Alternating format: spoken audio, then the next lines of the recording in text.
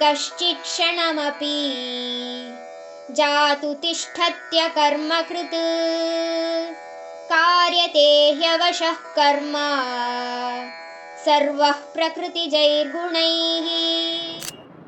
ನಮಸ್ಕಾರ.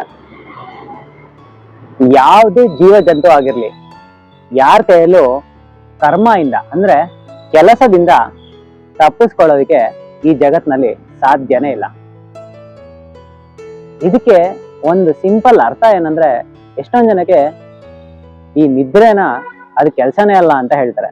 ಆದ್ರೆ ನಿದ್ರೆ ಕೂಡ ಒನ್ ಟೈಪ್ ಆಫ್ ಕರ್ಮನೇ. ಯಾಕೆ ಅಂತೀರಾ?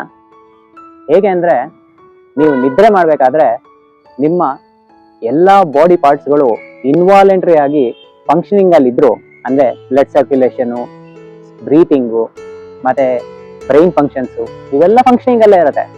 ನಿಮ್ಮ ಮೈಂಡ್ಗೆ ಒಂದು ಉಲ್ಲಾಸ ಅಥವಾ ಒಂದು ಎನರ್ಜಿಯನ್ನ ಕೊಡುತ್ತೆ.